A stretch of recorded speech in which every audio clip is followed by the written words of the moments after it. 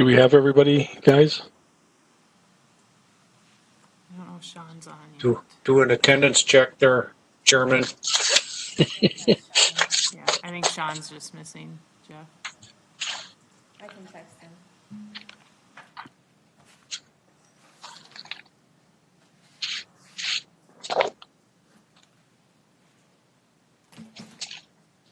That's a good idea. If you're here with us, say here, I guess. Jason, are you Jason Winterman? Here, sir. Sean? Sean? Sean's not here. Jason Crone? I'm here.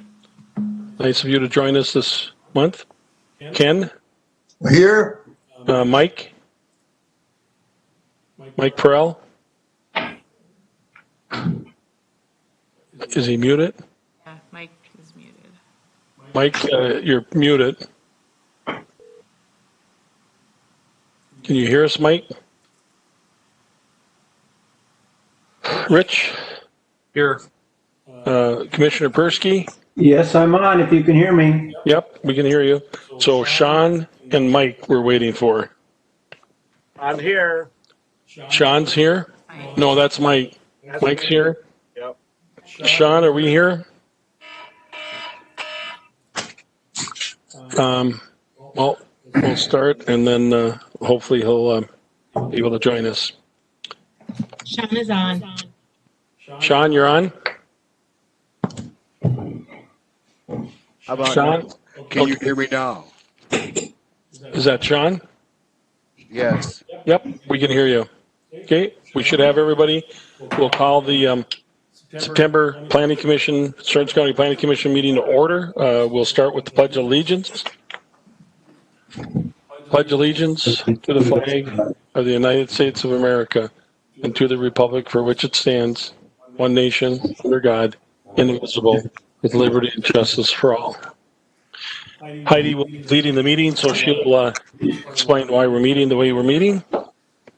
In response to the COVID-19 and pursuant to Minnesota Statute Chapter 12 relating to emergency management, Governor Walz has declared a state of emergency. In response to the state of emergency and in accordance with Minnesota Statute Chapter 13D.021, Planning Commission members and the applicant may participate by telephone or other electronic means. The meeting will be broadcast live.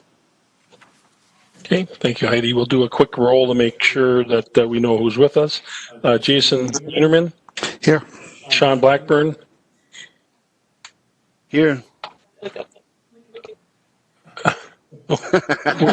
Where'd we get the palm trees from? That's what it is in our Florida room that we have in Painesville. Jason Crone? I am here. Jason Crone, are you with us? Yes, sir. Can you hear me?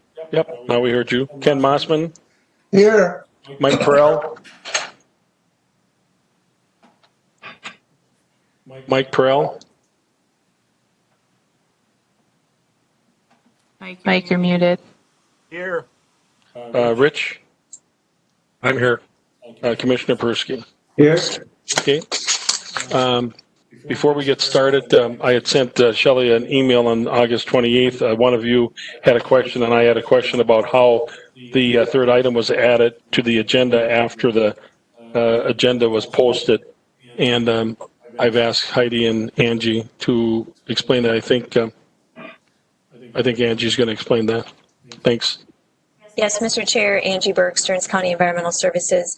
The vacation home rental was added to the agenda after it was posted due to the fact that the application for the license on the vacation home rental had been submitted along with the conditional use permit application, and it wasn't forwarded to land use staff until about a day after the deadline, right before the agenda went out. So we felt it was fair to the applicant to put it on this meeting. We were able to make the public notice to get that to happen. So thank you. Okay. Thanks for that explanation.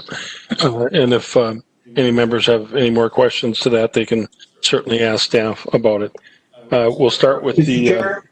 go ahead. I'm just curious then, were commissioners able to visit the site?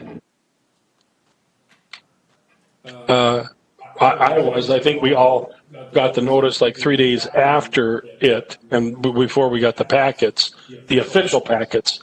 The packets that were posted aren't the packets that we got. So, but everybody can answer that when we get to Because that I point. would be hesitant to work on an issue that no one from the commission had visited. If members have visited, I feel much more comfortable to move that issue, onto the agenda. Sure, and we'll find that out when we come to the item, I suppose. We'll start with item number 1, the consider a conditional use permit for novel Heike Solar, St. Paul, Painesville, Minnesota. Staff report. To consider a conditional use permit application submitted by Novel Heike Solar, St. Paul, Minnesota, on behalf of Ruth Heike, Painesville, Minnesota, according to sections 4.8, 6.52, and 9.2.5 of Stearns County Land Use and Zoning Ordinance Number 439 to construct a 1 megawatt solar garden in the Agriculture 80 zoning district. The property under consideration is located in part of the southeast quarter, lying east of 265th Avenue in section 26 of Zion Township. So this is another 1 megawatt solar garden. It's not within any areas of concern or overlay districts. Access is from 265th Avenue. There are wetlands on the property, and that's been delineated. Their plans do show that part of the solar garden will be located within a wetland area. And this is allowed, provided that there's no footings being poured for the solar panels or the fencing around the solar panels. An infiltration basin will also be placed in the wetland, which is that's allowed too. Staff did reach out to the DNR to get their thoughts on solar gardens in wetland areas. We did get a few comments back from the DNR on that. So we got 3 main comments. The first one was to include prairie drop seed, lead plant, and prairie bird's foot violet in the revegetation mix to provide habitat for rare insects in the area. The second one was due to rare waterfowl in this area, reflection minimizing design or coating shall be used for the panels and fences. And the last comment was fencing must include escape hatches or similar breaks at frequent intervals around the entire perimeter to avoid wildlife entrapment. The project will create less than 1 acre of new impervious surface, so a stormwater management plan for the ordinance is not required. Power and communication lines will all be underground up to the point of interconnection. Setbacks are met. Decommissioning plan has been submitted. We're suggesting $125,000 cash escrow or letter of credit for that. It's not within 2 miles of an airport. They are proposing some screening along the road for the project. And then the fence, there will be a 6-foot chain link fence around the project also. They need to meet the Minnesota statutes beneficial habitat standards for the ground cover and submit a financial guarantee for that. There are about 2 homes and 1 animal feedlot within a half mile of the property. And the property is all surrounded by Agriculture 80 zoning and agricultural land and wetland. The land evaluation site assessment score was 34.55, which is below the non-ag conversion of 65. The future land use map shows this area as agricultural and rural. Suggested conditions. 1, a qualified engineer shall certify that the foundation and design of the solar panels within accepted professional standards. Submit manufacturing specifications for all equipment. Financial guarantee for the decommissioning in the amount of $125,000 is required. The applicant shall install and establish ground cover meeting the beneficial habitat standards. With that, they need to submit a cash escrow or letter of credit in the amount of 125% of the cost of installing that seeding. Shall be maintained for the life of the project. And an assessment form shall be submitted every 3 years for that. The vegetative screening along the road shall be installed. a cash escrow or letter of credit in the amount of 125% for getting that planted is required. And environmental services shall be notified of any changes to project ownership, including new contact information. The developer shall make the landowner aware of all conditions related to the conditional use permit. I do also have a letter from the Sauk River Watershed District notifying us and the applicant that they will need to work with the Watershed District on permits through them too. And that's all that I have. How do we want to handle the DNR guidance suggestions? Do we want to add that as a condition? Yeah, if the planning commission wants to, we can add those as separate conditions or combine them into some of the existing conditions too. We can have that discussion when we get that far. I just didn't want to forget. I didn't want to forget that. So we'll do a quick review of who visited the site. If you did visit the site, say yes. Jason Wienerman? Yes. Sean Blackburn? Yes.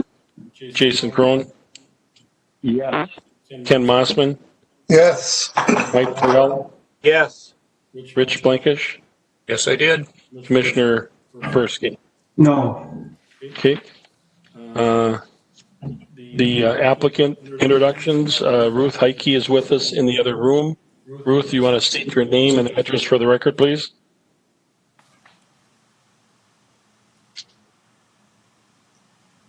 So, go ahead again. Ruth Heike, Haynesville, Minnesota. I think they want your specific street address, I think, Ruth. Where I live? Or Correct. where the land is? Where you live. 502 Belmont Drive.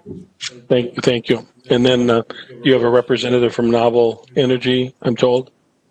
Joe Mossman, he's supposed to be at this meeting.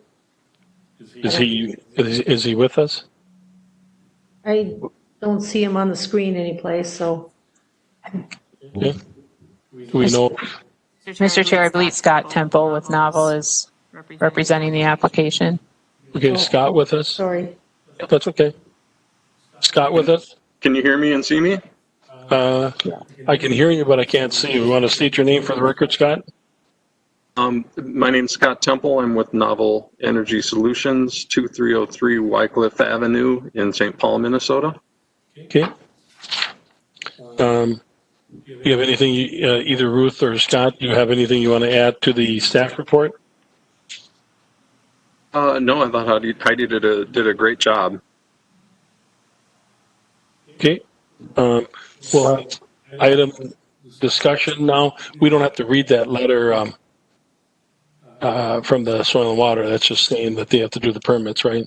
Right. That's all it says. So we don't have to do the permitting. Any discussion on the item at this point, members? Mr. Chair, Jason Wienerman here. On the LISA score, the land evaluation component has a score of 0. Was that part of the form not completed, or how did that get a 0? I've never seen a 0. Mr. Chair, Commissioner Wienerman, I can answer that. I believe this is the first time we've seen a 0 score, but the soils out there are all, I believe they were all 100% hydric soils. They weren't all wetland. Delineation showed that it wasn't all wetland, but the soil types were all 100% hydric. So for the LISA scoring system, those all had a value of 0 across the whole site. So yeah, the soil component of the LISA score did score 0. All right, thank you. There's a first for everything. Mm-hmm. Any other questions at this point that any other members have? Or if not, we'll open up the public hearing. Is anybody online for the public hearing, or anybody in the room that we're not aware of?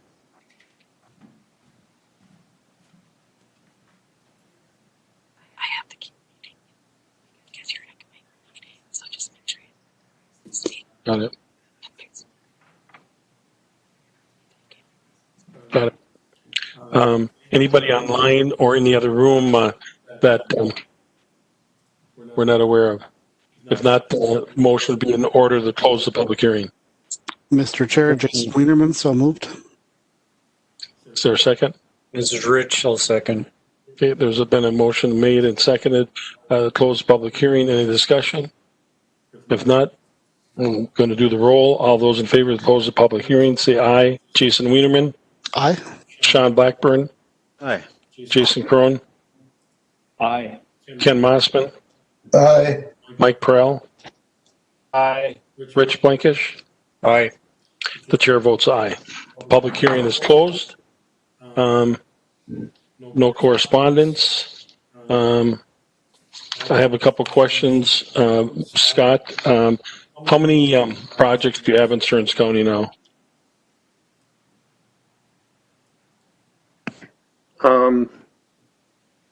I'm actually fairly new to the company. I know of, I think, 5. I think this is the number 6. I can look that up and get back to you with it. Sure, you can let staff know it's not 100% pertinent for right this moment, but I was just curious. And then how many do you have? So you have 6, you say, in Stearns County. How many of those are in, you don't know, probably in Painesville either. Do you have more in other counties, or why is Stearns County kind of a hotspot for solar farms? Do you know that, Scott? Well, it's a matter of capacity, really. There's a limited capacity at each substation. Substations that have capacity, solar companies like us look for willing owners that are wanting to have a system like this to serve the community. And we need to locate on on the proper site with the proper zoning with access to the substation. So that's how we get to choose the sites. It's really driven by the capacity. We have about 80 active projects in the state right now. So we have multiple projects in multiple counties, where the intent is to build the portfolio. Our company has a business model of building, maintaining, owning, operating these facilities for the long term. Do you know what the capacity is in the Painesville substation? This would be the 9th or maybe the 10th. I can't remember now. Solar farm that's tapped into this. One's out of Lake Henry Township, 3, I think, in Zion, the rest in Painesville Township. Do you know what that capacity is, Scott, in that particular substation? I can look it up here since I'm at home. If you can multitask, then I'm going to ask staff a question. I never saw, there's references, several references, and it maybe wasn't, I just don't remember it. It said all power communication lines will be underground up to the point of interconnection unless Excel allows otherwise. Do we always say that? And maybe we do. I just couldn't remember that. Mr. Chair, that did come up maybe a couple years ago on these, where that was the recommendation from Excel. It came up on one where we had said it needed to be underground, and then Excel came and said, no, it's got to be above ground, and I don't remember the exact reason why it needed on that project to be above ground, and then that had to come back for an amendment for that CUP. So now a lot of the applications, a lot of them come in with similar language to that everything will be underground unless Excel dictates otherwise. So that has been added in on most of them, I believe. Because the only concern that I would have is obviously we try to limit the number of overhead lines. And if we've approved something, the board's approved it, and then all of a sudden Excel says everything's going to be above ground, that certainly could change the characteristic of the project. And I believe in the cases where it has been above ground, it's where there's been like high bedrock, or it's been something with the soil that makes it not feasible to push the lines underground. That's my understanding. And the simple farm boy in me, I can tell you what the reason is: cost. Yeah. The solar company and Excel doesn't want to spend a penny more than they have to. Has nothing to do with anything else, in my opinion. But I think we just might want to be aware of that. I don't know what the members think about that. They can say what they want to say, I guess. But I'd rather know if there's going to be a bunch of overhead power lines before we approve something, because it certainly will change the characteristic of the area, I think. So that's something we can address beyond this one. And then now that I'm going to call it the Stamer condition, because somebody got creative and said we're going to raise the fence. We're going to talk about this later, but for those members who didn't watch the public hearing, the board public hearing, we're going to raise the fence a foot on the bottom and then eliminate the barbed wire on top on the Stamer one. And now we're doing, this is the first time we had the DNR. Luckily, we asked those questions because now we have the DNR compliance, which is good. But we continue to learn and empower ourselves with these things. But is this fence going to be raised? You did talk about these breakaways or whatever, which is new. I've never heard of that before, so that must be something new for the wildlife. But I'm just curious about the weight raising. It was going to be raised a foot. One of the commissioners asked for, and the barbed wire be removed. Mr. Chair, Angie Berg with Environmental Services. So I've been working on this since the Stamer request was heard. And for the Stamer request, the board didn't actually place it on as a condition. They ended up approving it with the conditions that were proposed to the Planning Commission. But I did reach out to DNR, and I've had some phone conversations, several email conversations with Erica Hoagland. She's the non-game specialist. And I'm trying to get her and others at the DNR to agree to review these for us, such as they did for the Hike Key application. Because as you stated, Mr. Chair, we continue to learn these things. And so now that we know that there's some concern with wildlife on these projects, it would be helpful if somebody at the DNR could review them and give us specific recommendations. So in terms of not requiring the barb on the top of the fence and requiring the foot spacing on the bottom, she did not make those recommendations in this case, and I believe it was because this tract is not in a wildlife corridor where you typically would see deer movement. But again, I'm still trying to learn and get information from them, and as I do hear from them, I will definitely email the Planning Commission. Sure. And Hal and Stacy, who represented that solar company, did specifically say, Hal said that they are going to raise the fence and they're going to remove the wire. I did listen to the meeting, so I just took note of that. I thought, well, that's interesting. I knew it wasn't a condition, and I think they didn't require it as a condition because Hal specifically stated that during the meeting, which at one point it was confusing because Stacy said there are no wild or large animals in that area. And then within 5 minutes, somebody was concerned about the large animals, and then they said they'd remove the fence. So I was confused if there was a large animal or not a large animal. But Hal did say that they would raise the fence a foot and also remove the barbed wire. And I was just curious if that's the same condition here. And I understand what you're saying. So, but again, that's maybe something we should add to our radar then as we're dealing with some of these. If you got an answer to the question, Scott, just jump in whenever you do. Mr. Chair, Ken Mossman here. Doesn't it sound kind of dumb if you let a place for the animals to get out that people could get in there? And isn't that what we're trying to keep people out? Well, I agree, and I don't think we're trying to keep them out as much as the solar company is. Right. And of course, a foot, even a guy my size can roll underneath the fence with a foot clearance, I think. Yeah, if I can just hop in on that, we tend not to have problems with wildlife in these. The fence is a deterrent. It really hasn't been an issue for us. We can make any accommodations that are needed. Of course, we'd prefer to keep a solid fence. But we're willing to listen to what the commission has to say. Mr. Chair, Commissioner Persky, I'm a fairly large animal. Just Angie, in the response to the information you had sent us from the DNR, did it not mention that the DNR actually discourages the placement of solar panels in a wetland area? Did I see that as actually a recommendation that actually should be avoided? Mr. Chair, Commissioner Persky, members of the Planning Commission, I too read that. I read it actually several times. I do believe that is what they say, correct.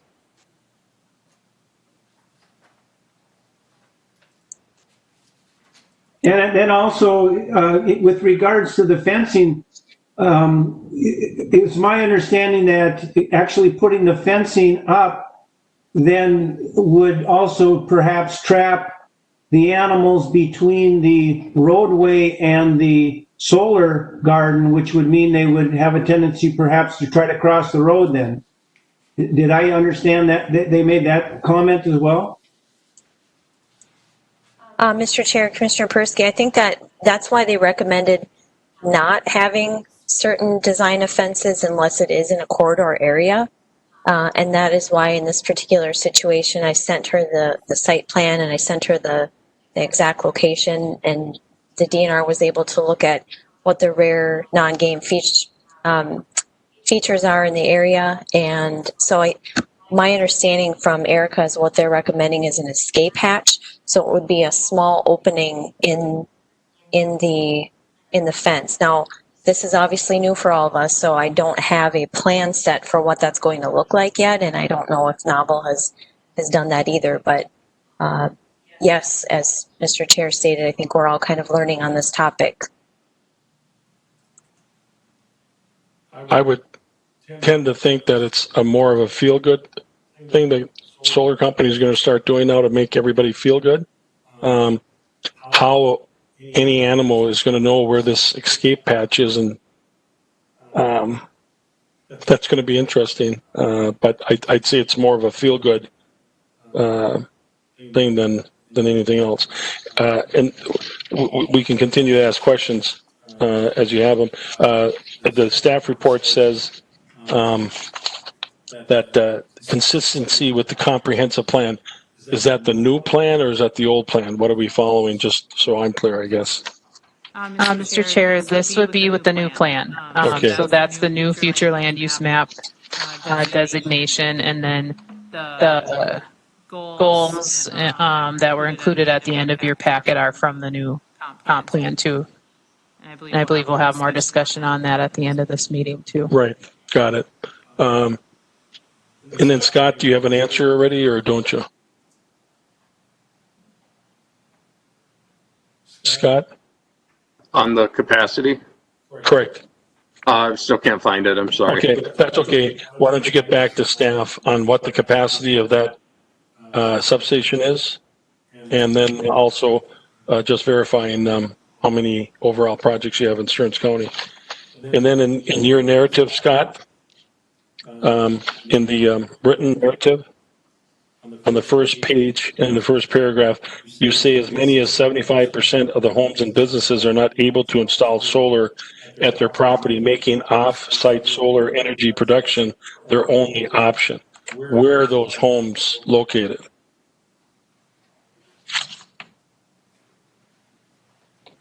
I'm not quite sure how to answer that, Chair. It's a statistical thing that I didn't come up with. Basically, the meaning is, I mean, some places don't have the zoning. Some places are shaded. Some places don't have the room. Came from a study somewhere that the company has done or obtained.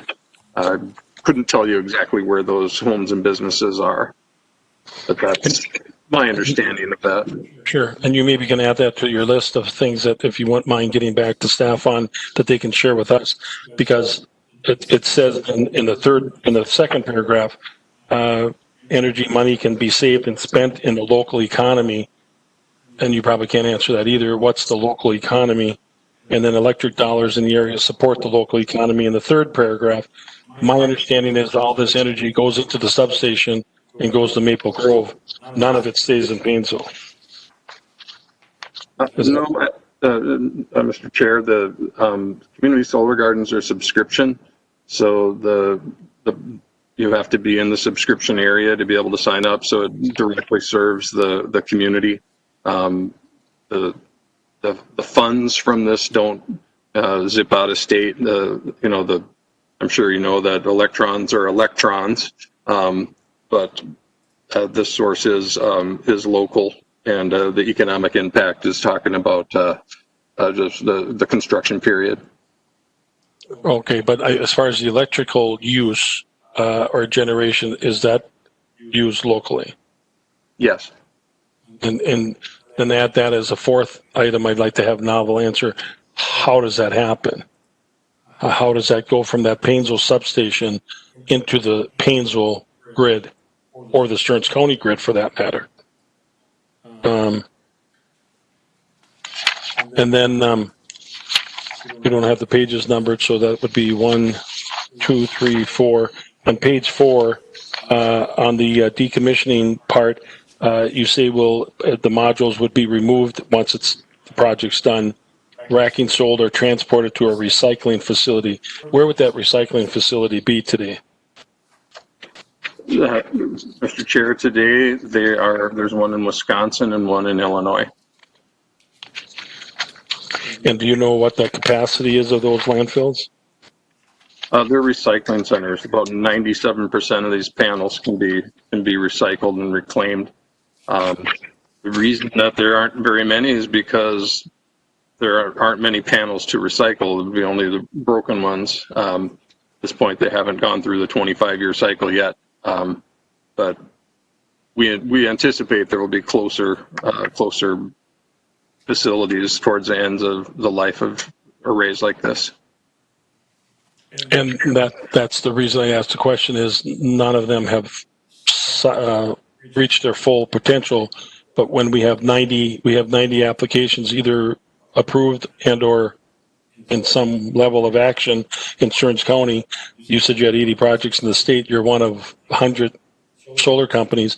When everything hits and these all become, to a point where they have to be recycled, I guess it's a concern I've raised on what are we going to do with this. But I've made that point before, and I'm going to keep making it. But that's pretty much it. Okay. Commission members, any other questions that anybody has? Mr. Chair, Jason Crone here. I may have missed it in reviewing all the documents, but in the wetland area, it mentioned that there'd be no foundations or footings for the fences or the panels, and I know that's kind of a standard practice. Just curious how the fence and panels are being secured in those areas without a foundation. Mr. Chair, if I may, the posts are pounded in. They're aluminum beams that are pounded into the ground. So the only foundation would be on their transformer or inverter pads. They're pile driven. Okay, and for my education, future reference, that's standard procedure everywhere. I thought that typically these would go onto a pad, but maybe the site conditions change that too, or maybe I was incorrect in how these are installed. I think, Jason, the power unit or whatever module in the middle of the project, typically, that's on a cement pad. The post, I think I've seen a lot of them that are cemented in, but I suppose because it's in a wetland, they're not doing that in that wetland area. I would assume, Scott, you're going to be doing it in a non-wetland area. Cementing the posts? Correct. No, they're driven into the ground. They're pile driven. Got it. But cement would be used on that. I don't know what you call it. There's a power unit in the middle of the projects. I would assume that's on a cement pad. Yeah, the equipment pad that has the inverters and. Cool. Hey, appreciate the clarification. Any other questions or comments from members? If not, we'll do the findings of fact. Number one, is the proposal consistent with the existing county ordinance performance standards specify the sections?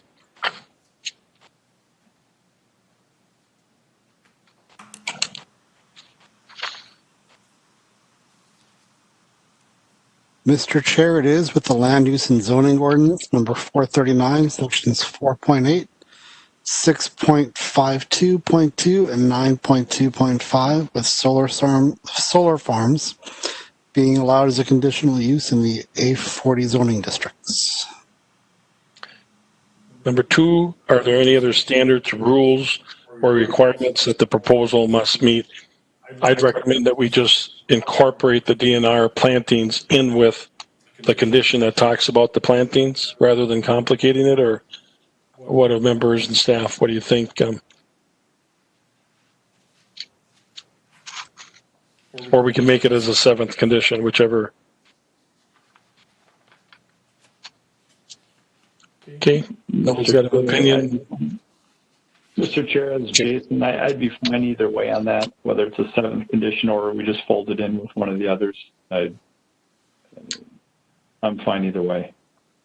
Mr. Chair, Sean Blackburn, I agree with that. It just depends on if we just have to change a little wording here or there to include it. Mr. Chair, this is Rich Blankish. Looking at that, I would think you put it as a seventh proposal, and then it's fairly clear to anybody that would be investigating or looking at this. It'd be easy to find. Okay, well, if there's no objections, let's do that. Let's add a seventh condition that's based on the DNR guidance document requiring the prairie seed, the rare waterfowl coating on the post, and the brakes that they're recommending. So that would be the seventh condition then. Okay. Jeff? Yep. Commissioner Blankish here. So for item number 2, are there any other standards, rules, and requirements that the proposal must meet? And the 7 proposed conditions they need to meet. So we can go to item 3. Got it. Item 3 is a proposed use compatible with the present and future land uses in the area can be separated by distance or screening.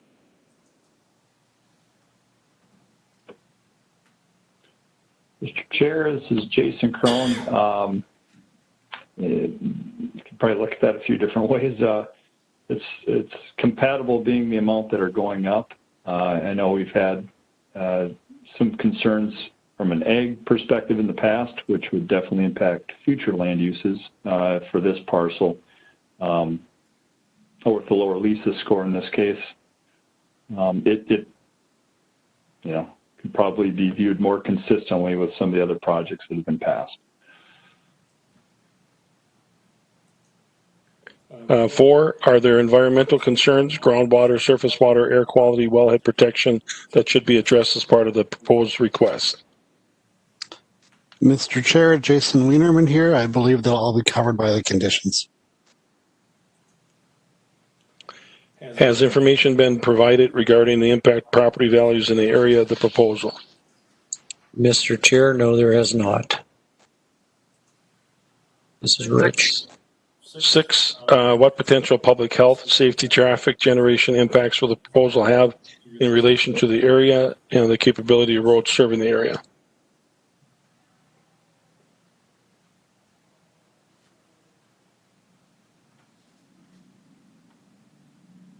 Mr. Chair, Sean Blackburn. Go ahead. Sean Blackburn here. I'll say that the impact will be minimal and short term. Number 7, how does the proposal affect the general health, safety, welfare of the residents?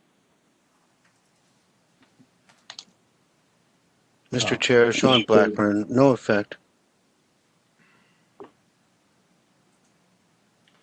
8, does the proposal conform to the goals and objectives of the county comprehensive plan? And just as a reminder, that's the most recently adopted plan now, not the old plan, the new plan that we're operating under. Mr. Chair, this is Jason Crone. Under the new plan, the agricultural goals, clean energy policy, number 1, site solar energy systems in a way that reduces conflict with adjacent land uses, including but not limited to avoiding areas that will impact future development potential for a municipality. Also under policy number 2, continue to require beneficial habitat ground cover on solar sites. And I think with the conditions, that's been addressed. I would state that it's not consistent with the comprehensive plan under the agricultural use policies.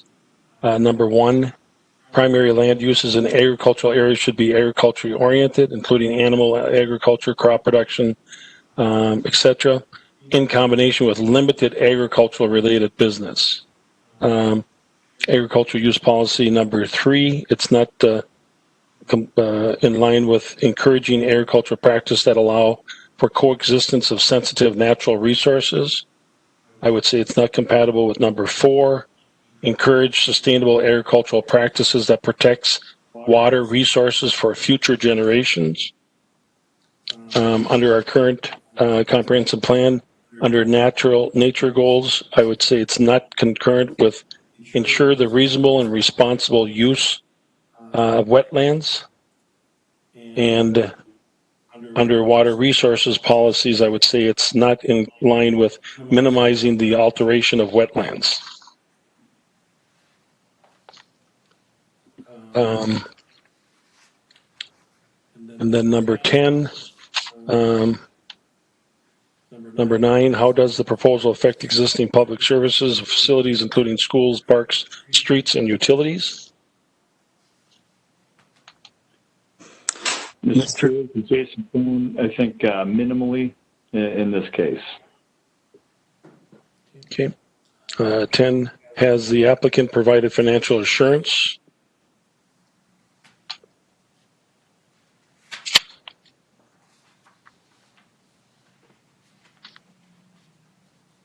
Mr. Chair, Jason Crone again, that was covered in one of the conditions.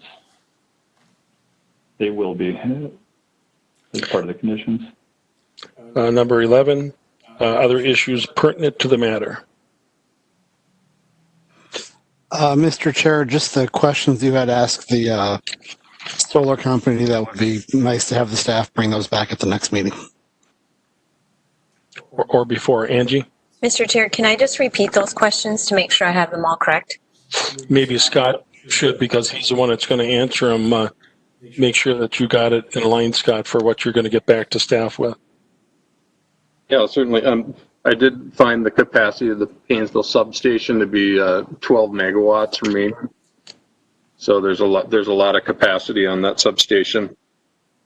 And as far as the number of projects, we have 2 that are awaiting finalization with Excel. We have this project, and it looks like we have 3 that are we're exploring for feasibility and funding.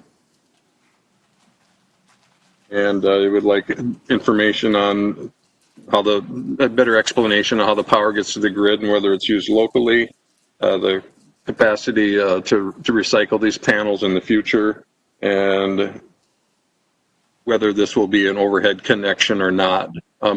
I can add a little bit to that. What Excel does is it depends on it's a secondary or primary interconnection. That tends to be what drives it. We're pretty confident that this one is going to be underground. Did I get them all?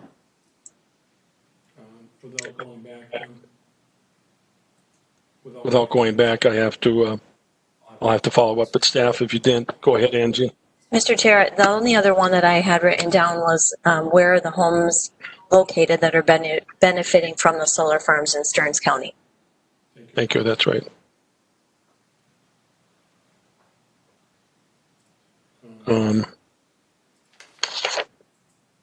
Three issues. Okay, that was that. And then I would see another issue is that this is the first time that we're using the DNR guidance document comments for a project. Mr. Chair, I'd also like to add, this is the first time under the new comprehensive plan that we've reviewed this. And, you know, I think you brought up some good points in why you did not think that it would conform based on the goals and objectives. So definitely a difference to me on how we voted on past applications that have come by, being we've got a little bit different guiding manual at this point. And it was very telling for me that it's certainly more specific, in my opinion, which is good. I mean, we all spent a lot of time developing the comprehensive plan, and it's even more specific. So I think, yep, that's what jumped out at me, I guess. And then the other pertinent issue I would just say is that the Planning Commission were dealing and handling the information that we believe to be accurate given to us by staff at this moment. If that changes, I would like to know if information that was presented to us tonight changes before another public hearing or something. I certainly would like to know that before that public hearing or even after the board public hearing, because what we're operating under what we know, and again, we'll talk about that later, but on the Stamer one, all of a sudden there was information that said, well, that wasn't accurate what the Planning Commission had. It's different now. So we want to make sure that we have the information current, not just for the application before us, but that we also can be better prepared than for the next one, because we all know this isn't going to be the last one. So that would be the other pertinent issues, in my opinion. With that, a motion would be in order to approve or deny.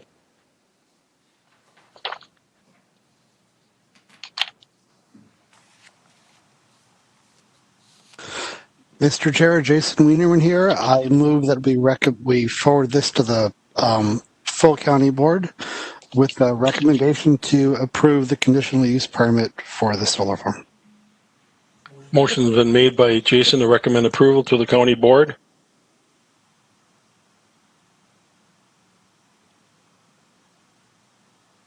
Mr. Chair, Jason Crone, I'll second that one. Seconded by Jason Crone. Any discussion? Discussion on my end. The reason I seconded it in this case is just primarily due to the low LISA score and trying to be consistent with how we've looked at past projects and reasons that we've voted nay on some past ones. This is a low LISA score, which we use as a guideline. Otherwise, I'd probably have a tougher time with it. And I appreciate that, Jason, but it's kind of almost humorous to me because the last time we recommended unanimously approval because the LISA score was so high, and that was, good farmland that was in a wetland. This time, this is the highest wetland impact we've ever seen and the lowest LISA score, and they're both going to get approved anyway, so it really doesn't matter. But it really, in my opinion, the last two projects now have adversely affected the prime farmland and the wetland on both spectrums of it. So, but it is what it is. Mr. Chair, Sean Blackburn, I appreciate the differences in opinion, and the thing is we're trying to make a change, and we're trying to handle this better and make more informed decisions. And this is a much better discussion. This is a much better argument about it, presented from both sides. And yes, I appreciate the lesser score. I really do, and we've never seen it this way. But it's because this is some wetlands. This is a prime area where we have to weigh this decision a little better. Right. Yeah. And again, the argument can be made either way, that it's really adversely affected a wetland or it's really adversely affected prime farmland, which others have been. So it's affecting property. I mean, that we know on all the different spectrums, and it will continue to. Mr. Chair, this is Rich Blankish. When I went out and looked at the place or the property, and It looked like previously it may have been covered with, I want to call brush, shrubbery, whatever, and that was removed to try to create some type of grassland so they could harvest like a hay or bedding grass. And it was tough to tell that was that wetland or not, other than if it was a really wet spring, it might be wet, but I didn't see water there. I did see drainage ditches. So I'm just wondering, well, I shouldn't say I'm wondering, that's why it received such a low LISA score. But I don't look at it as an active wetland from what I saw. Rich, to your point, and just for the benefit of the groups, now we'll go back to college days and spent a lot of time studying different types of wetlands, and there's a lot of different types of wetlands. So it is a good discussion. It's maybe something I'll break out my wetland plant communities of Minnesota and Wisconsin someday for us. So we can learn the different types and the different vegetation. They are not all created equal. If this was open water and some that's used more for filtration, I would also have a larger concern on the wetland side of it. But to your point, Rich, this is a facultative wetland at a best case scenario. So good point that you made. I think we should create a subcommittee of Persky and Crone and Wienerman. You talk about all the wetland details for 10 hours and then bring it back and give us a 5-minute overview. How's that sound? I will delegate that to staff.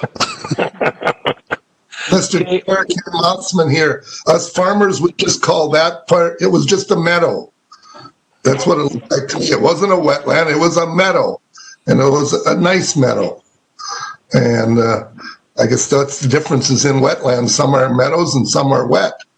Like Jason said, in spring it probably has water in, but it looked usable at this point.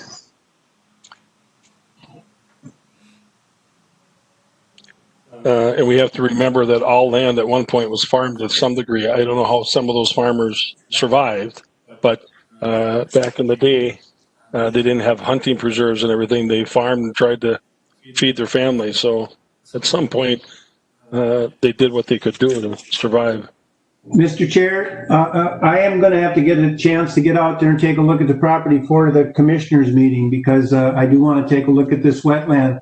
And Jason and I didn't get a chance to see it. It just sounds like it's just a lot of high grass. Is there any brush in the area? Are there any trees in the area at all? No, there was a few trees, but not really. It's basically, it's called meadow. That was a good description that Ken used earlier. Okay. Yeah, because I'll tell you what I am concerned, and that's less concerning. What I'm concerned about, again, with the disappearing of the wetlands too, is just that habitat. Talking to a DNR person about, this is the first time in a number of years that a person's allowed a second deer south of Interstate 94. And I said, well, why is that? And he says, because there's so much farmland. And once winter hits, there's no place for those deer to go. And so they're all so concentrated in one area. And it seems like we continue to pick away with those even little pockets that they have with solar gardens, even more and more of that habitat's going to disappear.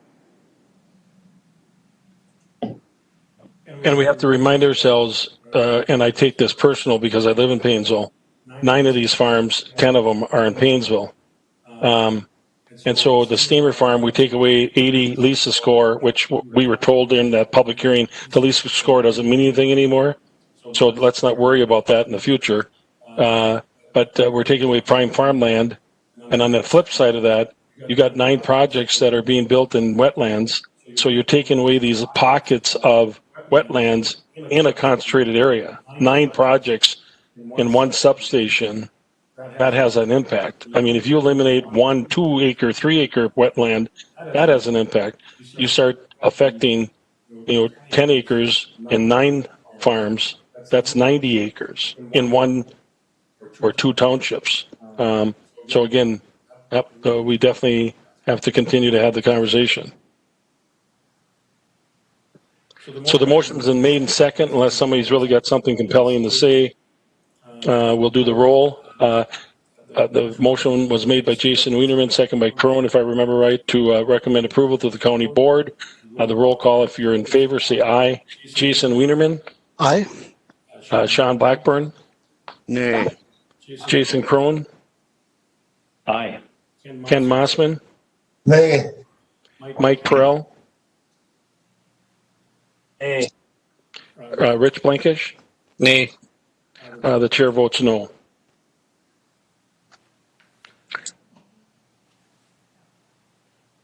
So what's the vote? I believe it was 2-5. Motion fails. So do we have to make a secondary motion to recommend denial? Is how we've always done it. So motions need to be made then based on that vote to recommend denial to the county board.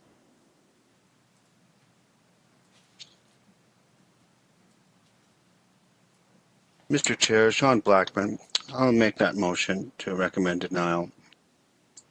Mr. Chair, this is Blankish. I'll second that.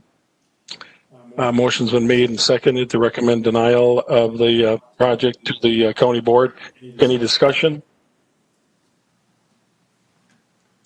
If not, the roll call on that. If you're for recommending denial to the county board, say aye. Jason Wienerman. Nay. Sean Blackburn. Aye. Jason Crone. Nay. Ken Mossman. Aye. Mike Perrell. Aye. Rich Blankish. Aye. And the chair votes aye. So the recommendation is to the county board to recommend denial of the project. Next item on the agenda is number 2, the consider a conditional use permit submitted by Min CSG 29 Gazetta on behalf of Howard and Peggy Covert. They requested a continuation to the October 5th, 2020 Planning Commission meeting. Is that accurate, staff? Yes, that's correct. So we make a motion to do that? We just do it. Yeah, you can just continue it. We don't have to make a motion or anything. And then we have to do it to a date certain, which I just did. Yes. Okay, so this item will be continued to the October 15th, 2020 Planning Commission meeting. In case there's anybody from the public online, that item will be up at that time. Agenda item number 3, consider an interim use permit submitted by Jacob Mueller, Richmond. The staff report. To consider an interim use permit application submitted by Jacob Mueller, Richmond, Minnesota, according to sections 4.18, 6.60, and 9.9.6b of Stearns County Land Use and Zoning Ordinance number 439 to operate a vacation private home rental in the residential 1 zoning district. The proposal is located on Lot 8 and part of Lot 7, Block 1, Flyaway Beach in Section 35, lying southeast of Horseshoe Lake and northwest of Elmway Road in Munson Township. So this is on Elmway Road on the Horseshoe Chain. It is an existing home built in 1970 that they want to rent out. Feedlot setbacks are met. There's no wetland on the property. It's within the shoreline overlay district of Horseshoe Lake, and there's a small amount of floodplain right along the shoreline of this property. The surrounding properties are all zoned agriculture 40. This one is also the underlying zoning is agriculture 40, but due to the small size, it falls under the residential 1 for what's allowed for uses and the setbacks. There are over 50 residential dwellings within a half mile of the property. Water test for nitrates and coliform bacteria was done, and they meet the state requirements. This is a 3-bedroom home, and due to the size of the bedrooms, the home would be allowed an occupancy of 7 people. There are 3 off-street parking spaces available for the 7-person occupancy. The septic system was certified in May of 2018 and is in compliance. They will need to add a flow measurement device to that system. They're not renting out an RV. No screening or fencing is proposed. Noise has to meet the state noise standards. For records, the licensee shall keep a report detailing who's using the home. This will be the only vacation home rental on this property, and they will need to obtain a lodging license from the department prior to renting out the home. And environmental health staff have been on the property, so the property owner is aware of what he needs to do to be able to get that license. This property is in the concentrated residential area on the future land use map of the comprehensive plan. Suggested conditions for this application: the Planning Commission set a date or event upon which the IUP would expire. The applicant is requesting 15 years. Maximum occupancy of the vacation private home rental shall be 7 persons. The applicant shall obtain a lodging license from Environmental Services prior to renting the home.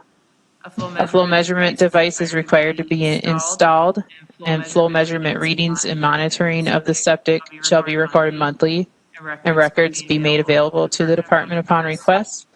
And the licensee shall keep a report detailing use of the home by recording at a minimum the name, address, phone number, and vehicle license number of the guests using the property, and that report shall be provided to the department upon request.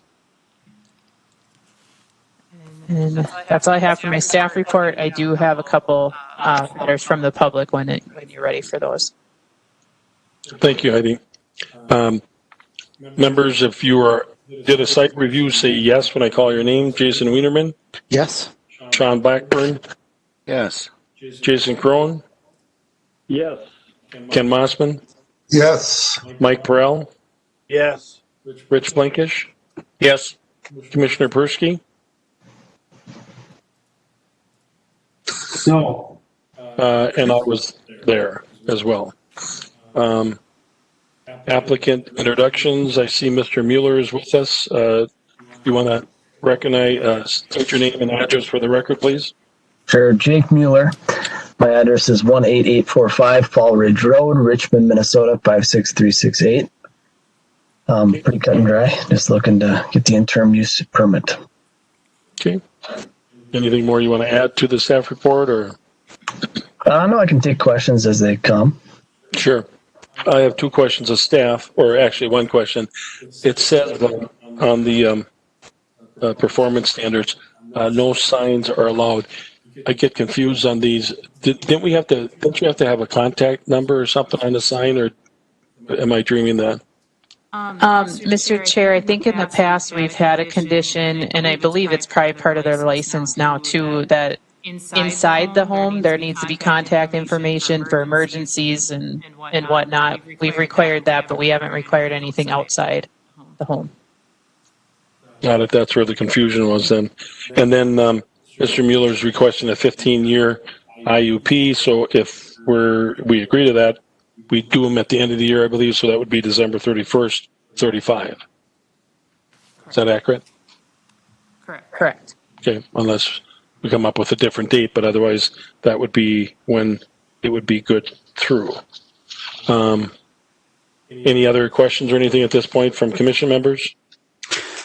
Mr. Chair, Jason Wienerman here. A question for the applicant, Mr. Mueller. Do you intend to potentially have 4-season rental of the home site, or is this going to be summer rental? The reason I ask is that it's a dirt road, and I'm kind of wondering what the condition of that road is February, March, when our delightful winter hits. Yeah, primarily summer. If there's opportunity during the holidays, probably, but primarily summer. Thank you. Any other questions at this point? Yes, this is Commissioner Blankish. In regards to the parking spaces, what I saw out there currently, it appeared that it may, those 2 that were up on the higher level of the, I'm going to call lot, were they in the road right away currently? I mean, your sketch here is showing 2 parking areas, and then the driveway I know you were working on and going to put in a retaining wall. But it appeared, I'm trying to find the aerial photograph, that there was trees and shrubs or whatever just beyond the current parking spots. Yeah. Yeah. If I'm looking at that blue line that indicates the property lines, is that correct? Yep. So then the parking areas would have to be on your property and not on the road right away. Correct? My understanding in talking with admin was that as long as they're off the roadway, so not right away, that there was no issue with parking. So if I could be incorrect with that, but as long as they're not blocking the actual roadway for traffic, that they were okay with it. So you guys can inform me. Okay. I'm just asking the question. Staff, Yeah, can they give us a response? Are you asking the applicant, or are you asking? I'm asking our Stearns County staff at this meeting. Thank you. Yeah, I can weigh in on that. We do require the spots to be outside of the road right of way. With that being said, that blue line isn't a survey accurate line, so we'd have to figure out where exactly that road right of way ends to know if those spots that he proposed are actually in the right of way or outside of the right of way. So really what we need here then is to have a surveyor detailed drawing layout of the house, the driveway, and those parking areas. Correct? That would be one option. If we know where the property corners are, if we can find the survey pins for those property corners, we would be able to see that, do that line too. Otherwise, yeah, having a surveyor lay that out is an option too. I think standard use of that road, if you've driven it, is that. I don't know if you can scroll back and forth, but that's the parking areas are the elevation determines where parking area is. So houses along that entire road, all of their parking areas are up top like that, close to the road. Like I said, I don't know where the right of way is. Maybe there's a survey to the east. All of those properties have parking. I don't know. Heidi, did I understand you right? You said it has to be off of the road right away? Correct. The parking needs to be outside of the road right away.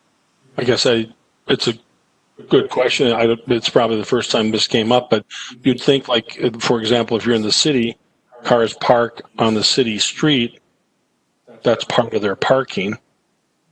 So I wouldn't think that would be necessarily necessary unless it's the no parking area. But you'd think a parking area is a parking area, I would think. From the standpoint, I know in St. Cloud, when a business is required to have so many parking spots, that is on their property and not on the city streets or the right of way. Okay. I guess the question would come up, how many parking spots are required? Mr. Chair, I believe it's 1 parking space per 3 occupants of the home. So this would require 3 parking spaces. Okay. And remind me, how many do we have without the street, the 2 on the street?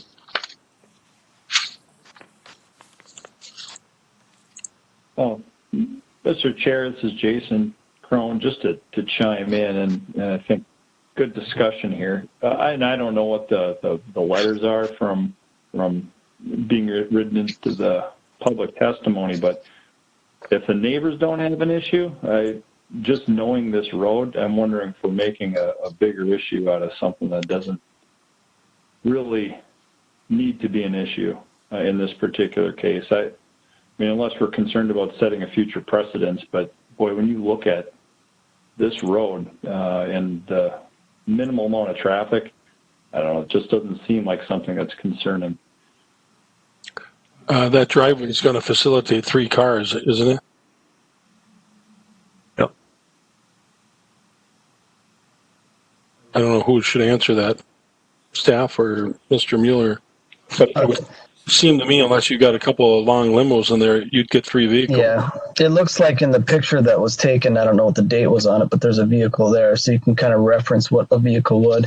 I think 2 parking spaces is conservative up on the roadside, and then again, someone had mentioned, I think it was Richard, that there was that retaining wall is being built up a little bit. We did pass that through the county too, so there's some level area in that spot as well. I would say that 5 cars could accommodate. Very conservative. And again, you need 3. So Yep. that would be more than the minimum requirement then. So that should be a moot point, even if you can't park on the road then. So, Right. Mr. Chair, this is Rich Blinkish again. Yep. So, our understanding then for all the commissioners is there will not be, or there are not, the 2 parking spots that are on road right away, without having the survey done. If we pass this, our understanding is all parking will be on the applicant's private property. I mean, if there's a question here in regards to that, we could go to legal for the county, and they could direct us correctly in regards to is it appropriate to allow a private business to use road right away for private parking? You know what I'm saying here? Mr. Chair, I can weigh in on that. Okay, I'm going to. Angie Berg with Environmental Services. So I can weigh in on that, Rich and others. So the county ordinance does not allow for parking to be in the right of way.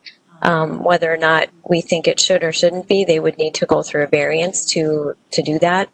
Similar to when the Planning Commission heard Shady's, when they expanded, they have to create parking and they can't park on the road right of way. So I think as Heidi indicated, the property owner can identify the pins, and if they're not locatable, then they will need to have a survey showing that the parking areas can be located outside of the right of way. Can I ask a question? So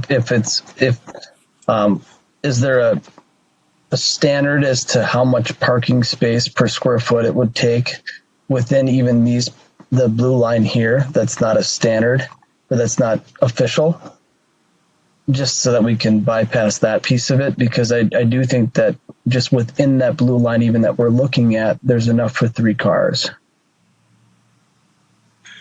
So I'm understanding your question, right? You're saying how big of a parking spot, what the measurement of a parking spot has to be. Okay, do we know that, staff? I'm just looking it up, Mr. Chair. And that's certainly, I think we're getting hung up on it a little bit. I definitely think it's something that Heidi and Jacob can work out, because the ordinance is pretty clear. If the Planning Commission is concerned, you definitely would have the option of continuing this until we can determine that for certain. But otherwise, I think it's something that we can work out. Okay. Why don't we go open the public hearing, read the letters? Someone suggested earlier, I think Jason, one of those letters might be from the township or something, or neighbors, that will shed some light, and then we can come back to it. So we'll open up the public hearing. I don't believe there's anybody online or in the other room. Is there anyone online or in the other room on this item that would want to say something? Hearing none, then read the letter. Heidi, please. Letters. Okay, so the first letter, to whom it may concern, my husband Mike Fries and myself, Kathy Fries, do not want the property next door to us to be used as a vacation rental. We purchased our lake home last year and enjoy the quiet, peaceful, serene setting we have or did have. Renters can cause problems, noise, theft, a lot of coming and going, more traffic. We come from the metro where we have this every day and want an escape to a relaxing and enjoyable weekend away from the hustle and bustle, shootings, riots, etc. Thank you for letting us give our input. Hopefully this will keep our peaceful getaway peaceful. Mike and Kathy Fries. And the second one, In accordance with the notice of public hearing scheduled for today, September 17th, 2020, we are responding to item number 3 on the hearing agenda. We have jointly owned our property on Elmway Road in Munson Township for 28 years and enjoy the quiet lake lifestyle surrounded by other property owners who also purchase lake homes for the same reason. We live in an area where neighbors respect neighbors and look out for one another. Allowing a vacation private home rental means we will have a constant flow of new temporary neighbors who create not only increased traffic but potential lack of respect for others in the community. Our sense of community is being diminished as we are going to end up having strangers here all the time. Historically, there's a lack of concern for others and surrounding properties when renters have no vested interest in the community. We would also question if there will be tax ramifications given this property is being used to pull in extra income by listing it as a vacation rental. Would his rentals then fall under a commercial rather than primary use classification? It is our understanding that if it's rented more than used personally, it should be classified commercial and taxed accordingly. And if so, is there an effect on surrounding properties? If taxed as primary use, we would question how many days each year the owner spends living at each property. And finally, this is not the first property Mr. Mueller has purchased and then turned into a rental. We are not convinced that promoting vacationers tourism is driving this interim use permit, but rather a business endeavor for personal gain. Over time, we feel more individual properties with temporary renters will only diminish the value and integrity of our lake property and those around us. How many rentals is the Stearns County Planning Commission going to allow this individual? Thank you for your time, Dennis and Drew Dukart, and Tom and Beth Daniels. We've had that tax issue come before us before. Do you want to shed some light on that? Just to answer their question.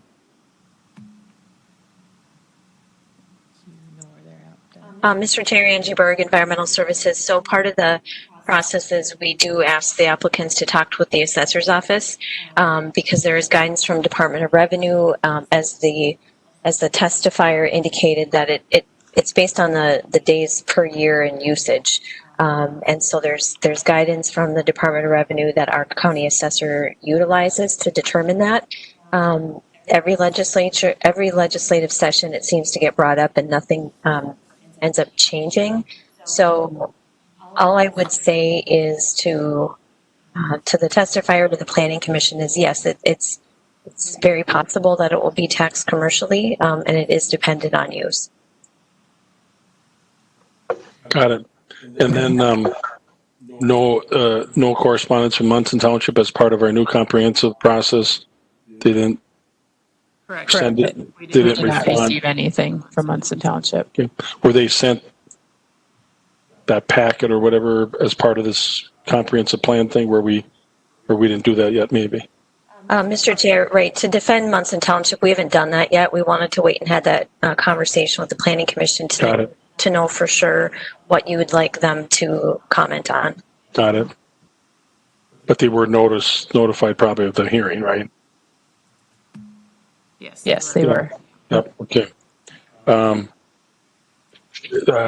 Nobody else online, nobody else in the other room, no other letters, then I think we're positioned to close the public hearing.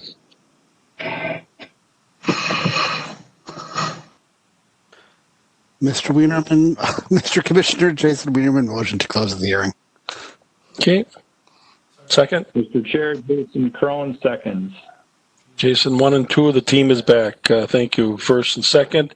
Any discussion? If not, I'm going to call the roll. If you want to close the public hearing, say aye. Jason Wienerman? Aye. Sean Blackburn?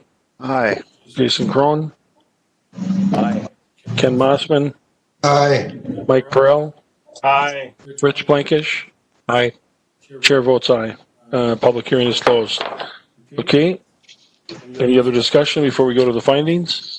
Mr. Chair, Commissioner Persky here. Question to staff, and we talked about this in the past. Have we had complaints this year about vacation rentals? It's my understanding that we have not had any complaints about vacation rentals. And so I'm just wondering, up to date, have we had any complaints about vacation rentals?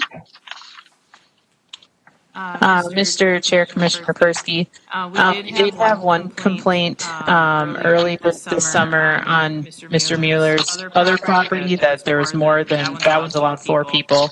And that there was more than 4 people using that one.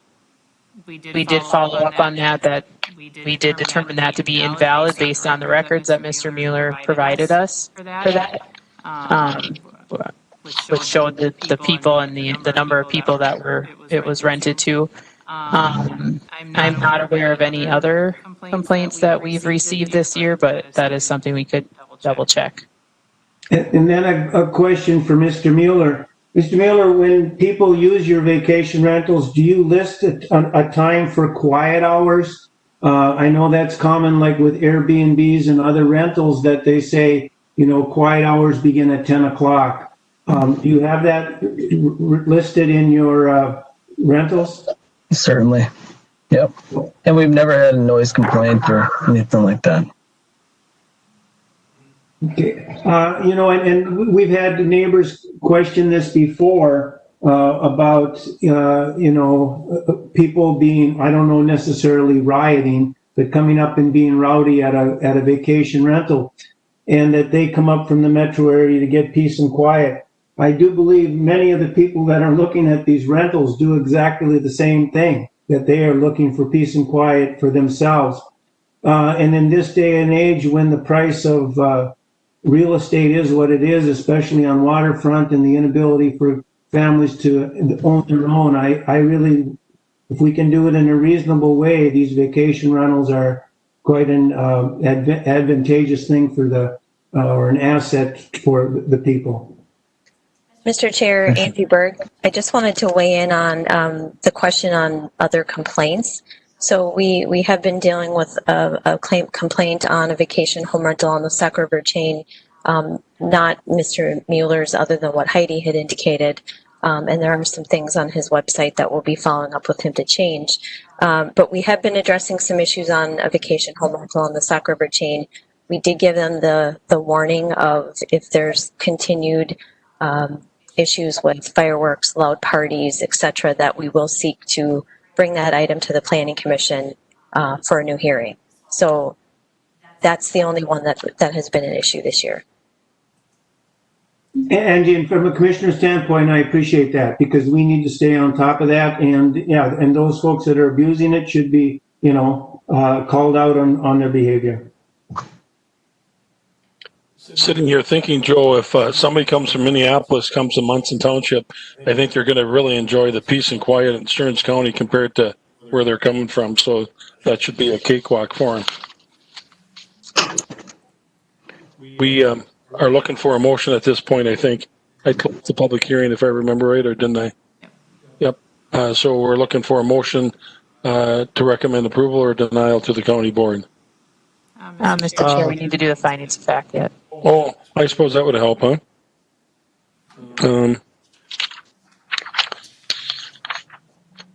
So the public hearing is closed. Findings of fact number 1, well, 23 on my sheet, is the proposal consistent with the existing county ordinance?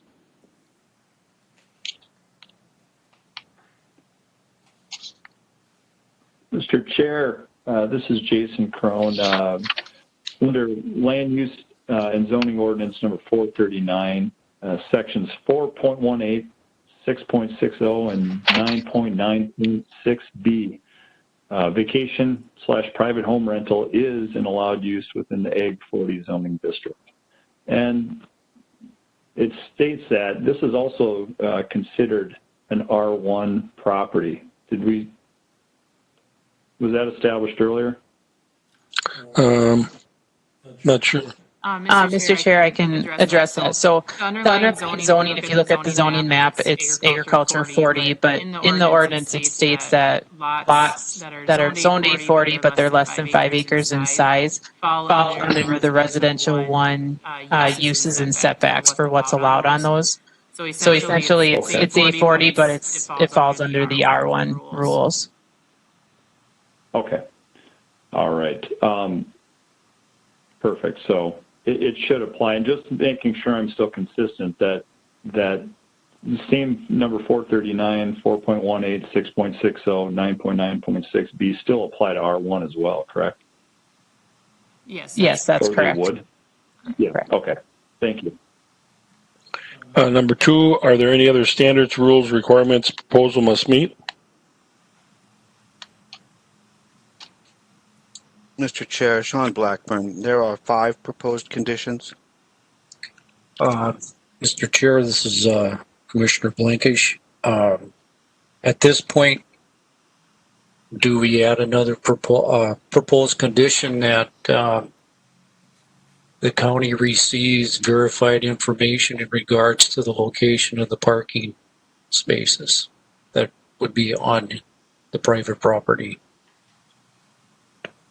I would like to add that proposal. Okay. Any discussion on that? If not, Mr. Chair, I'll go ahead. second that. If that's basically a motion to add a proposal, I'll second that. I'm not sure if we have to do a motion, do we?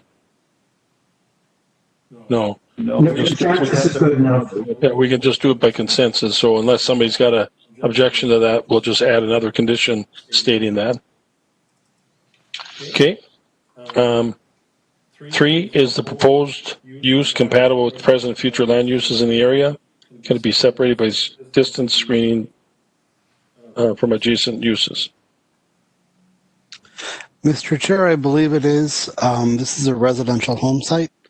And while the vacation rental is for renting out to people who don't own the property, it's not changing the overall nature of the site. You're not having any higher use than would normally be there. So I do believe it's compatible with present and future land uses. 4, are there environmental concerns, groundwater, surface water, air quality, wellhead that should be addressed?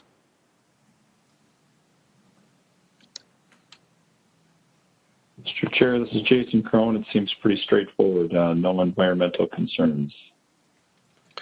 5, has information been provided regarding property values? Chair, this is Commissioner Blankish. No, there has not been any information in regards to the property values changing. 6, what potential public health, safety, traffic generation impacts will the proposal have in relation to the area?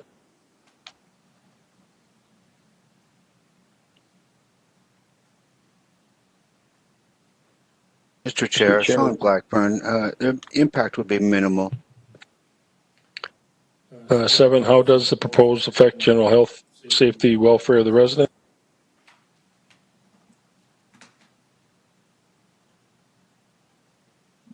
Mr. Chair, Jason Kuhn, pretty minimal impact. 8, does the proposal conform to the goals and objectives of the county comprehensive plan? Again, our most recently approved plan that we're operating under.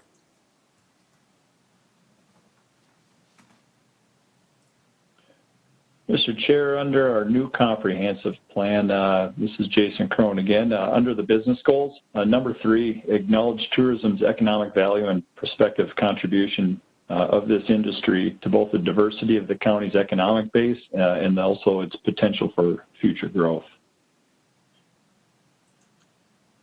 9, how does the proposal affect the existing public services facilities, including schools, parks, streets, utilities?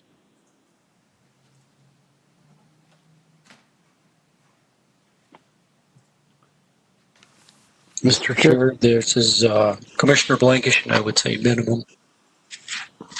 10, has the applicant provided financial assurance?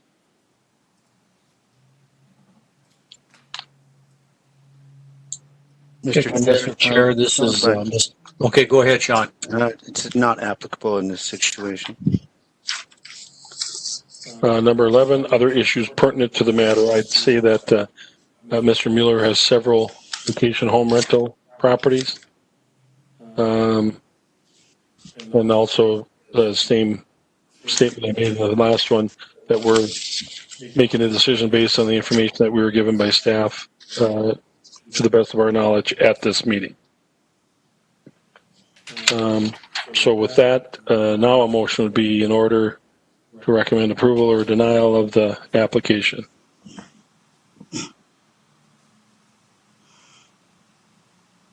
Mr. Chair, Jason Crone, I will make the motion to recommend approval with the proposed conditions. Okay, is there a second to that?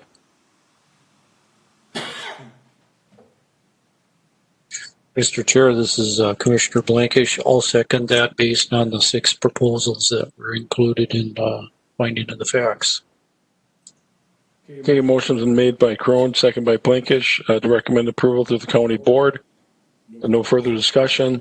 A roll call. If you're in favor of that motion, say aye. Jason Wienerman. Aye. Sean Blackburn. Aye. Jason Crone. Aye. Ken Mossman. Aye. Mike Perrell. Aye. Rich Blankish. Aye. And the chair votes aye. So the recommendation is made to the county board to recommend approval. Okay, next item is going to be discussion on the SHAPE 2040 Stearns comprehensive plan. We were all sent a little agenda to follow on that. I'm not sure who's going to lead that. Mr. Chair, that'd be me, Angie Berg. So on your packet, basically we just wanted to kind of run through what we've been working on, and thank you all for responding to the special meeting request. That's really going to dig into the thick of all of this. But first, we're finalizing the website, adding a few extra forms. That's pretty much complete at this point. I urge you to check it out.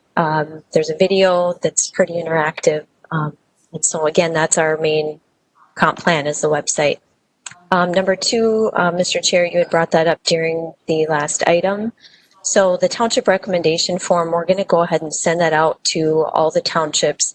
And at this point, we're going to continue to require it for rezonings, as the ordinance states. And then for conditional use permits that require a township road review, we're going to require it. And then we're also going to definitely recommend it or make it optional for everything else. So we're not going to limit a township from giving it to us just if it's a rezoning or a CUP that requires a township road review. We would like to see it for everything that comes in front of you, what goes to the Board of Adjustment, etc. So I'm going to pause and just make sure that we're on the right track there. The only challenge. Oh, go ahead, Jason.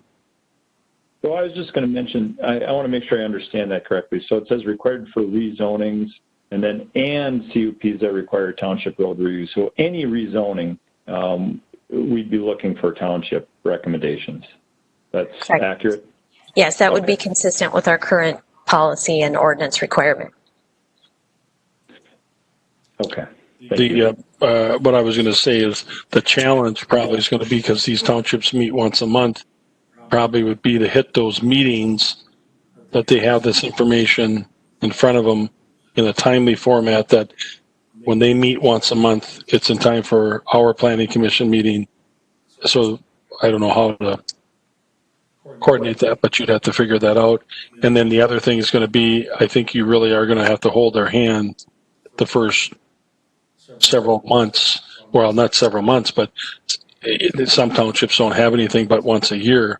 But you'll really have to almost contact them the first or second time they get it and say, please understand this. The Albany open house meeting, the last one that we had, if you remember, there was a lot of active discussion before and after the meeting about this. And I was a little surprised at how many township members said, well, we never get no notice, or we don't. And I think it was maybe you, Angie, that said, well, no, we send a notice to the clerk. And, and then it kind of was, it almost came up that the clerk wasn't sharing it with them, or their meeting had been over with already, or so accommodate. So, but there was definitely a concern expressed that, well, we don't get a chance to give our input. We don't get the notice. We don't, and perception becomes reality, even if that's not accurate.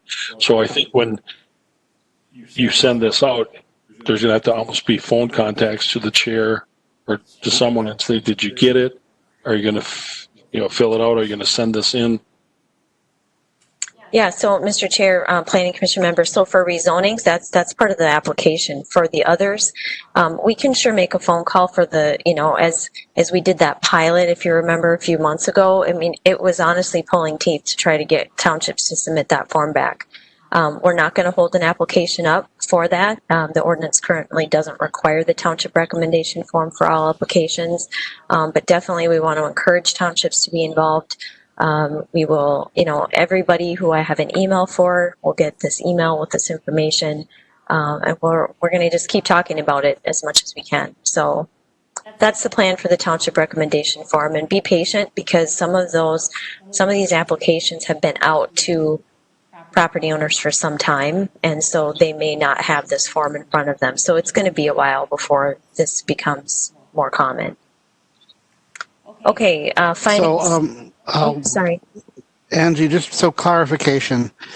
So if an application comes before us and it's a zoning or a CUP with a required township review, and we don't have that township review, for the first few months, we'll say do better next time and just not consider the application incomplete?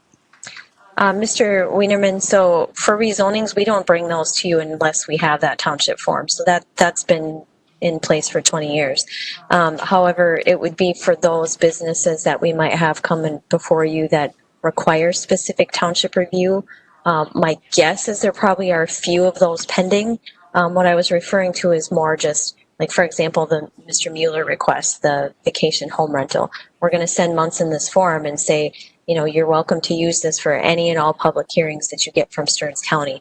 They may disregard that, but if they want to use it, they're welcome to. So just know that you're not going to see one for every single application. You will definitely still see one for every rezoning. Okay, thank you. Okay, so the next item was the findings of fact. A couple comments on that. So the findings of fact questions are currently in our ordinance, so we are unable to change those without an ordinance change. Many of the findings of fact, as a lot of you have been through legal training over the course of the last 10 years, are based off of case law. They're findings that our attorneys that represent us in court cases ask us to use to make a permit or a decision more defendable. And so we're gonna hold that aside for now. And we can talk about that more when we're looking at the ordinance and likely get a legal opinion on if there's anything that needs to be changed.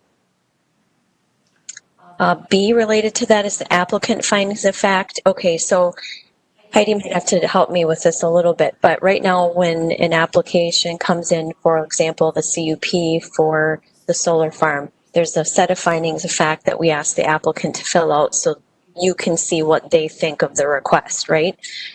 It's very difficult to get things back from the applicant related to that. And so Jennifer and Heidi and I were talking about potentially replacing that applicant findings of fact sheet with the decision factors. And that's the document that we went through during the comprehensive plan process. And it would be the applicant telling you how they think it meets the comprehensive plan. So I guess our idea is I think you would get better information that way. I think the question, it's a checkbox instead of open-ended questions. But we didn't want to just disappear that form from your packet and then you wonder where it was. So that would be a good discussion if we could have. Angie, I think that would make sense. And obviously, if I were an applicant, I'd say, well, what does the commission use for the findings or whatever? And then you still could share the finding questions with them, and they could answer that or respond to that during their part of the application. I think that makes sense of limiting it more and more specific than going back. I was just going to suggest on, I know the legal, I mean, you'll find if, I can't think of his name now, Marcus. If Marcus was here, he'd say I could represent that either way. I know that there's going to be an attorney that says you have to ask that question and you have to ask it this way, but there'd be another attorney that would say, well, no, you can consolidate some of the questions. Number 5 was something I asked a long time ago. We've never had provided the impact of property values in the area as a result of the proposal. Until the Stamer one, I mean, we've been told 1,000 times, do not use financial as a standard. under the steamer public hearing. Him paying $1 million in property taxes came up. The solar farm saying how much they spent investing in the development of the project came up. The economic impact of the people he worked with came up. So, I mean, it's all over the board. We're told not to consider it, and yet it was brought up in 4 different ways during the public hearing. But we never get the property value information. So, I don't know. I mean, so even if it was a legal obligation to have that, we don't get it anyway. And I'm just trying to streamline having 11 questions. And some of these, could we combine them where they say environmental concerns, groundwater, wellhead protection that should be addressed as part of the project? And how does the proposal affect the general health, safety, and welfare of residents, for example? So it's one general, bigger question rather than asking 2 more specific questions that really, I think 99% of the time it's no impact or no change or something. So if anything, maybe look at minimizing the number of questions to fewer questions, I guess. It's a minimum deal, but at least consider it. Mr. Chair, and I would second that in a fashion, because when you read the applicant findings of facts, many of these folks are struggling to figure out what we're asking for. So if we could streamline their answers and help them usher into the best way to answer the question to provide us a meaningful response, it would save them time, reduce their frustration, and just give us what we need. So I would say streamlining that final application from the applicant would just be easier.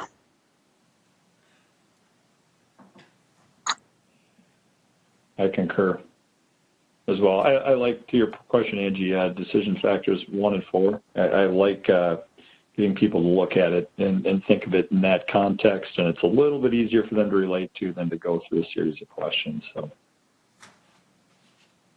Okay, I hear the consensus, and we'll definitely put that on the list of ordinance changes. Just know the questions are specifically in the ordinance written the way they are right now, but I hear what you're saying, and I do think there's some opportunity to tighten those up a little bit. Okay, if we're good, I'll move on to number 4. This is just to let you know we are updating all of our applications online to include the new goals and objectives of the plan, and then the relatable decision factors. So that will happen after tonight. Again, we were waiting to present this to the Planning Commission. Can you share that with us? You know, what that looks like? I think we kind of know, we've seen some things, but just specifically say this is what we'll be posting, then we know ahead of time. We can kind of get used to that. So, Mr. Chair, what I was referring to here was just the blank applications on our website that will be updated. And so I can definitely share the link or the URL so you can see all of our applications online. Got it. Okay. Just going to write that down. Angie, quick question on that. Is that a fillable form? Can we fill that out online? Yes, Mr. Chair Jason, yes, that they are fillable. All right, thank you. Okay, moving on to number 5, Planning Commission shape Stern's goals and objectives. Okay, so I'm going to move up to beginning here. Okay, so the format that you got tonight, and as you've been always getting, is you get a set of goals and objectives for every single application, right? So you had one for the height key, and then you had one at the end of the Mueller request. And I guess we just want to make sure that that works for you. Are you okay with that? Or the other idea that we had would be to have one set of findings of fact per meeting, and then we would basically put a number in this column. Instead of a checkbox, we would put a number by which the vacation home rental could have been considered. So agenda number 3. But what that would mean is you'd have one main findings of fact worksheet for the whole meeting. And I don't know if that's going to get confusing or better. So some discussion on that would be helpful. Well, Angie, I think this is all of them, what you shared with us for everything. Personally, I like all of them because there could be times that it dips, as it did in the Heike one for me, in 2 different areas, or potentially with something else in 2 or 3 different areas, depending upon. So I think we should all take the time, hopefully, to go through each area, because it kind of forces us to remind ourselves what the comprehensive plan is. And even if we read something under workforce housing that has nothing to do with the solar farm, it'll remind us what that workforce housing is on a future issue. So I like it as an entirety, and then we can pick and choose what we believe it either fits or doesn't fit. That's my 2 cents. From my perspective, I like to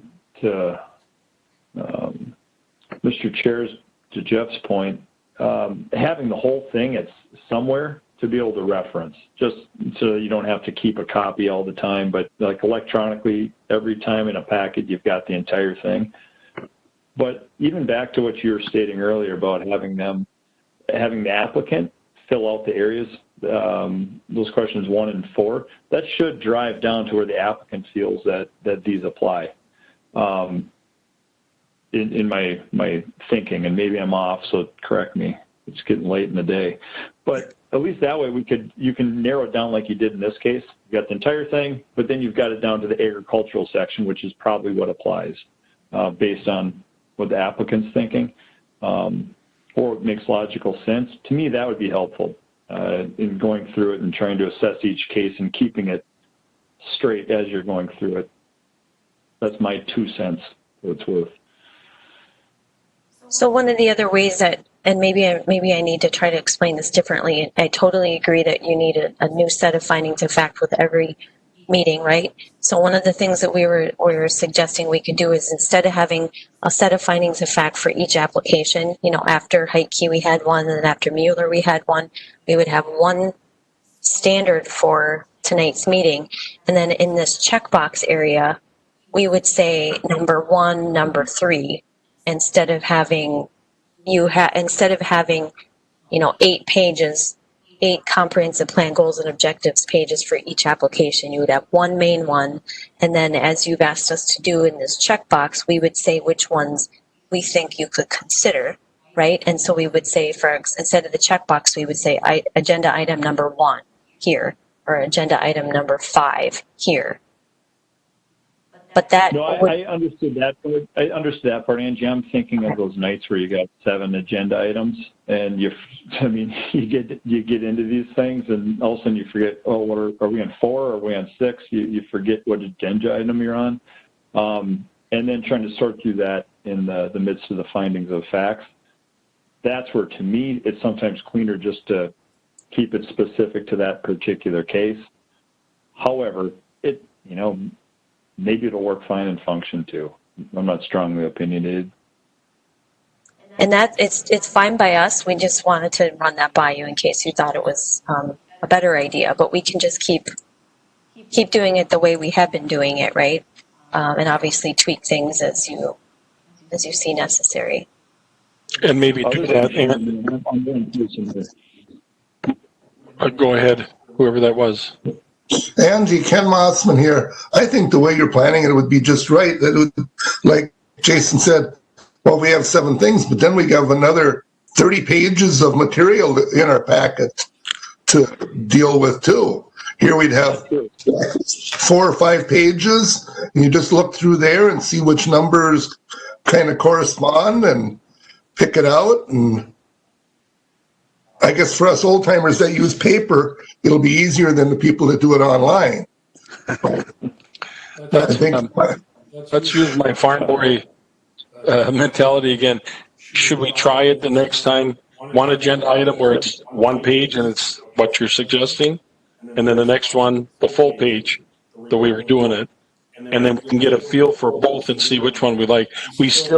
I will always still reference the full document. But most of us, I think, do this before the meeting, and so we're making notes on that before the actual evening anyway. But why don't we do it both ways? Let's do one agenda item just randomly pick it and do it the one page that you're recommending, and then the next one do with the 8 pages, and we can get a feel for it. How would that work, guys? Well, my 2 cents. I've always appreciated the fact that the page that belonged with each applicant, each agenda item, had specifically it wasn't all 5 pages and only 1 page in use. It was only pages that were applicable that were attached to each of those files. So it helped to streamline the conversation. But I do appreciate this. I realize I'm glad with the streamlining of I agree, the 1 through 4 will help. And I think we also have to give ourselves a little time to just get used to the changes, just figure it out. So I'm okay either way. Okay, I think I hear we're going to try it. And then Deb was just texting me, would it be helpful for you all for us to add another column here so you had your own kind of column to check off what you think is applicable, or are you mainly using what we have here, the yes, no, NA? Just a comment or a question. I think we're going to need more columns anyway if you're going to try to do it in one, because you're going to have a whole lot more numbers. You're going to have to spread it out there because they are going to be overlapping. Okay, we'll monkey with the form a bit, and we can always tweak it again after next month. Okay, let's see what we have next here. Yes, okay, so we got a little, or we're ahead of ourselves, I should say. So number 6, the plan presented to commissioners early fall, we presented at the last meeting, and they said, let's have a meeting with the Planning Commission. And so that's what we're going to be doing on Monday, September 28th at 6 o'clock. At this point, it's been noticed for a WebEx meeting because we are not authorized yet to have in-person meetings. And then today you should have gotten an email, well, except for Ken. We got to work out some technical issues with him. You should have gotten an email from me with an agenda and a spreadsheet for that meeting. And I did get it. I didn't have time to look at it. Is that information, is it telling us what the goal of it is? I mean, so the board asked for the meeting, what is their intent or what is their goal of having that meeting? Yes, Mr. Chair. So the agenda indicates the goal of the meeting is to talk about how we're going to start implementing the plan. Basically 2 things. Who's going to be on the steering committee? Is it going to be both the Planning Commission and the County Board? Is it going to be just the Planning Commission, or is it going to be a subset? The board wanted this meeting first to basically vet the topics. And so the list of topics are ranked by priority and kind of a timeline for which we think we can get through these changes in the next 9 months. So, Mr. Chair, I can respond to that too. Thank you, Angie. Yes, we were wondering how we were actually going to do this, and the option was to make all the meetings together, or to have the Planning Commission go ahead and come up with whatever they had and then bring it back to the board. But I brought up that being not necessarily the best idea, in that we've had some riffs before about the direction that we're heading. So we're going to start out with a meeting together to kind of get an idea about where we want to take the county as far as where the commissioners are. And that way the work that we do as a planning commission will not be necessarily for naught. So at least we're heading in the direction the way the commissioners would like to see us go, so that we don't have the problem of us, coming up with a decision unanimously, and then obviously the board, just going in the opposite direction. We'd like to be somewhat sailing in the same direction. okay. Last but not least, we did, I'm just trying to pull it up. Here's an example of a public notice that goes to the neighbors. Am I muted? No. Okay, sorry. So for the public notice that goes to the neighbors in the past, has looked a bit different than this. It's basically been a series of paragraphs. If you've received a letter from us before, you've seen it. We wanted to make that a little bit clearer, and so we divided it up in kind of a Q&A questionnaire. So that is what the new notice will look like to the neighboring property owners, and also the notice that will be going into the newspaper. All of the same information is present. It's not showing. My screen is not showing. I was going to say that at some point, but that beat me to it. There it is. Oh, no, it's gone. Something's over the top of the screen. Okay, let's try this. It's still blank. Well, I know it's getting late. I can send you this tomorrow or tonight yet, so you can take a look at what it looks like. It's a little more user-friendly. So no information has changed. We just basically wanted to make it a little easier. So. Angie, as regards to the notice, are you talking also about the ones that will receive something in the mail? Because I think we've struggled with that in the past, because not all issues, are that important to all folks. However, when it comes, let's say, for something in the agricultural area, anything that makes noise or anything that smells or anything that might increase traffic, that may be more than just a quarter mile away, depending upon which way the wind blows.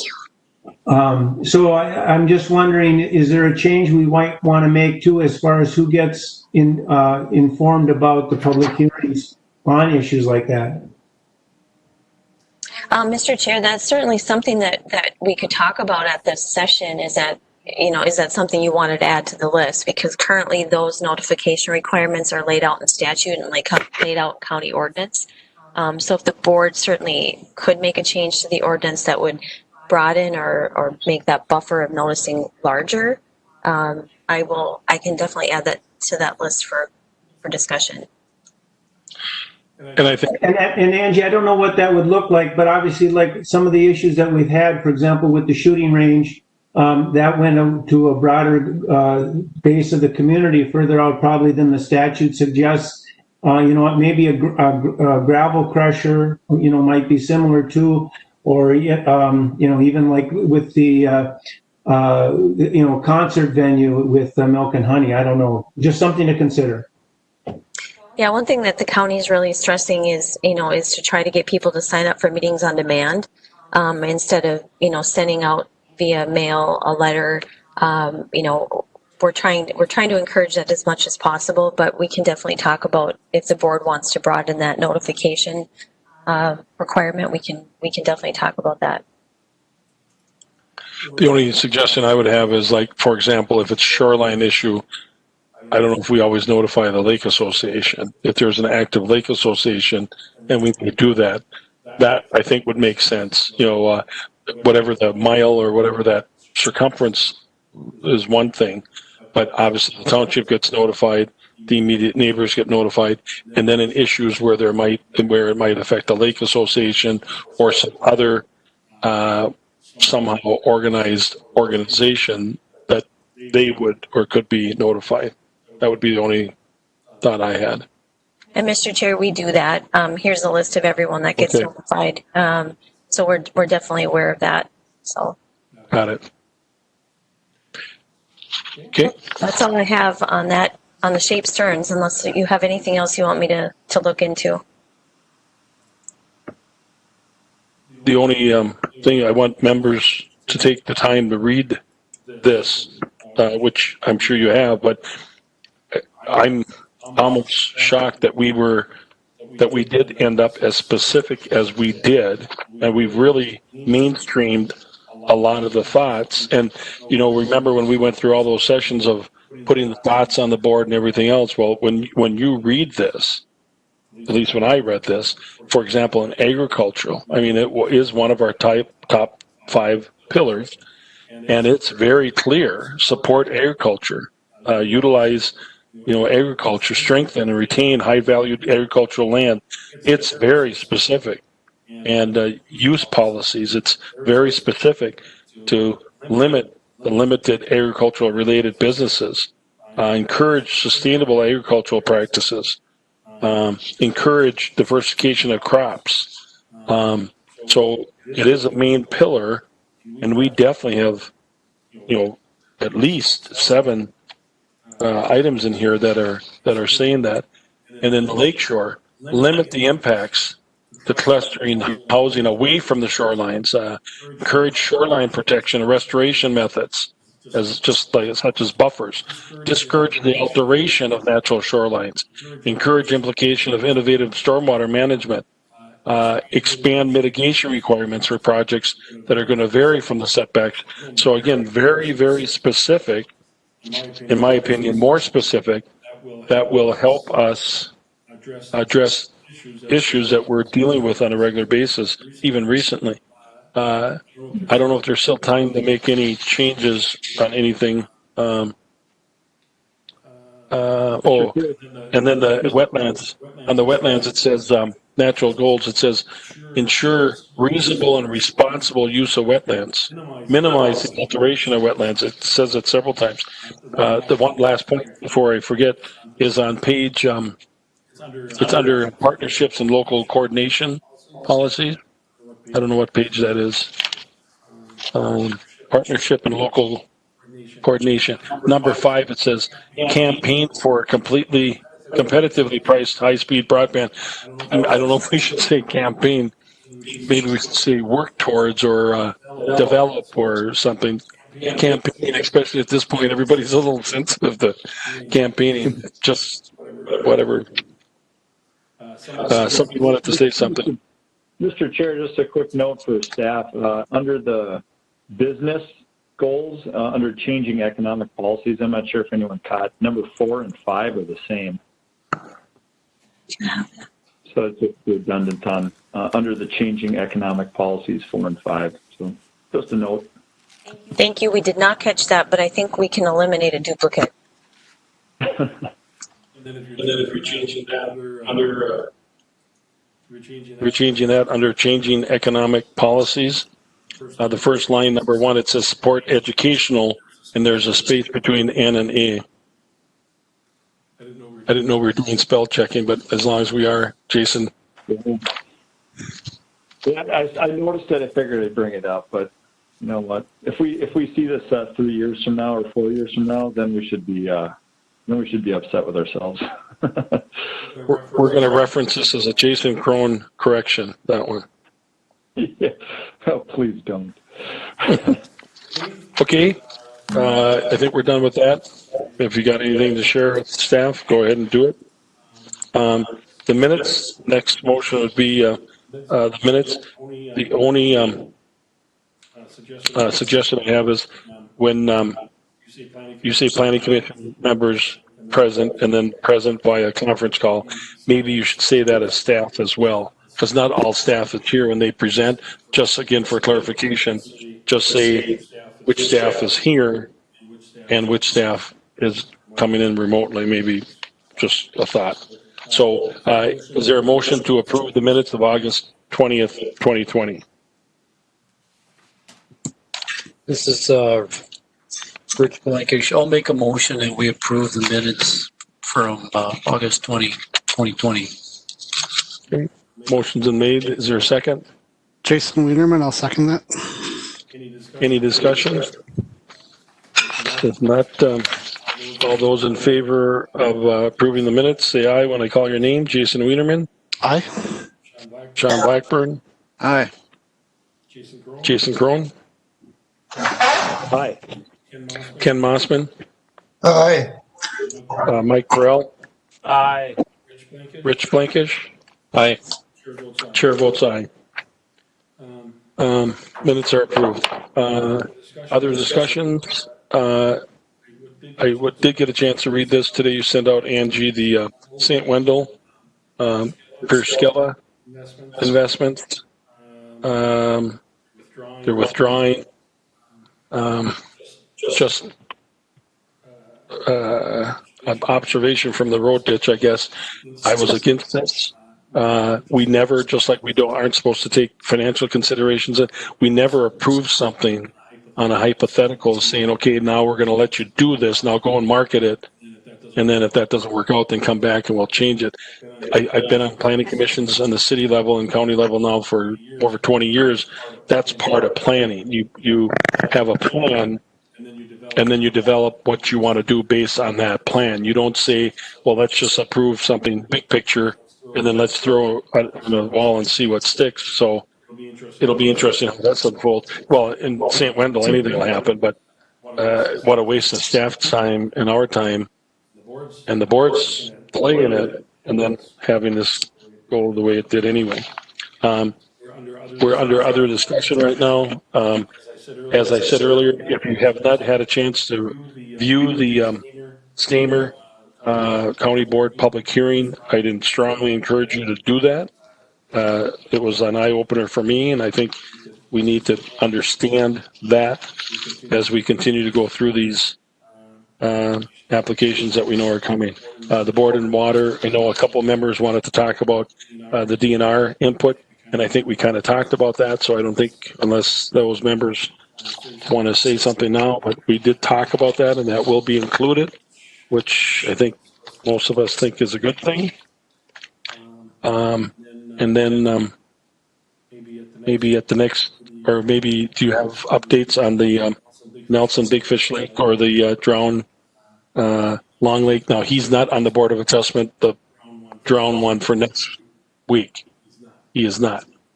Correct. Nelson's on the Board of Adjustment for appealing the department's decision on the number of trees. And so if you haven't, you can check out the application and the appeal at Meetings on Demand for the Board of Adjustment meeting Monday night. There's 2 Board of Adjustment meetings this month, as was last month, due to the high number of variance requests.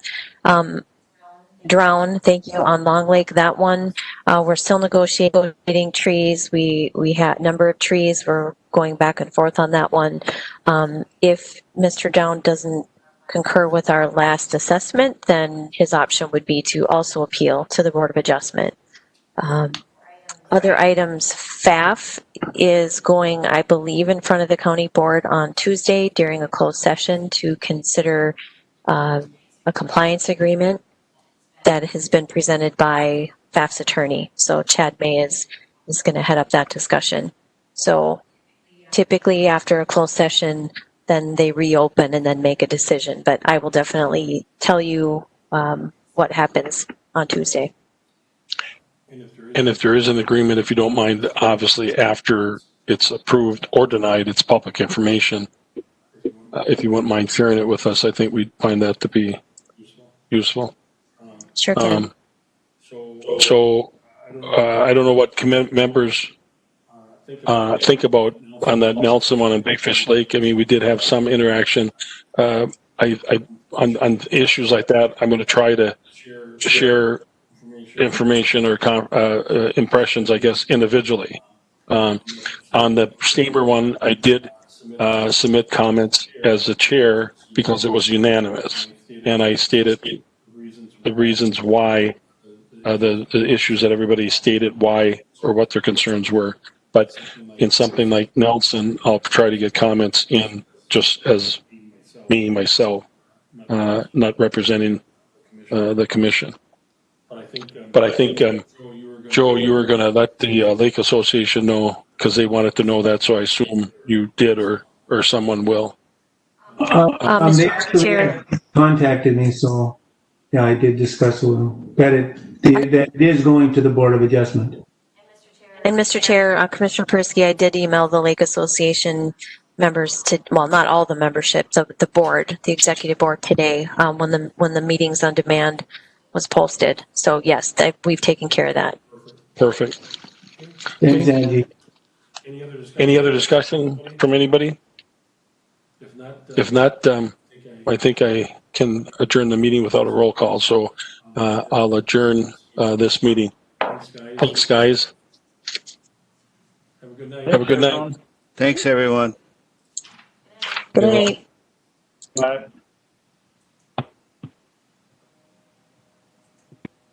Say Ken. Oh, he just maxed out. I'm still here. Oh, you're still here. So I'm going to try to send you something tomorrow in a Word format instead of a PDF format, and I'm going to see if that works. Okay, and Bonnie will be here all day and I'll be in and out, but one or the other, we'll figure it out. Oh, yeah, we don't want to exclude you. I want to make sure you're getting what everyone else is getting. So in the meantime, we'll just send it by paper, but then I'll also do a practice and try to send it. Huh?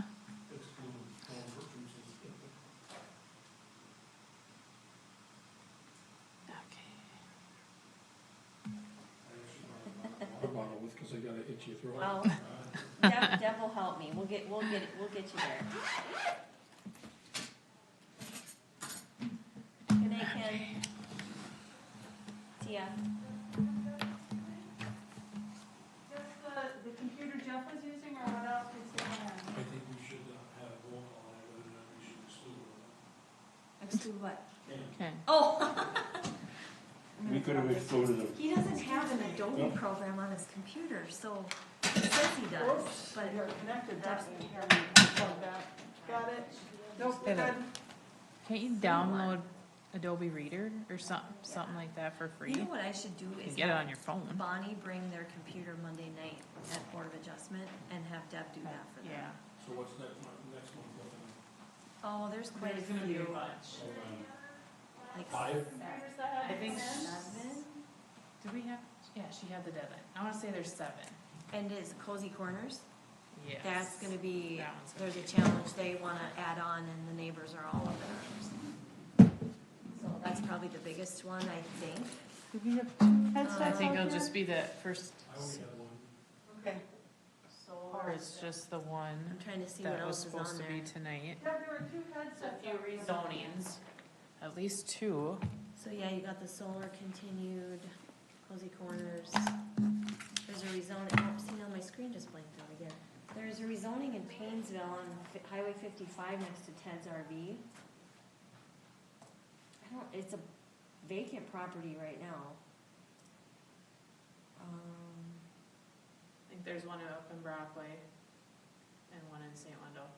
So as far as time goes, or controversy, it would be the Cozy Corner. I think so. I think so. So even though there's several items, it shouldn't be. And of course, if there's concerns, it's really hard to do that under this. Yeah. I know, I reiterated that to Shelley today in terms of a reopening plan. I said we really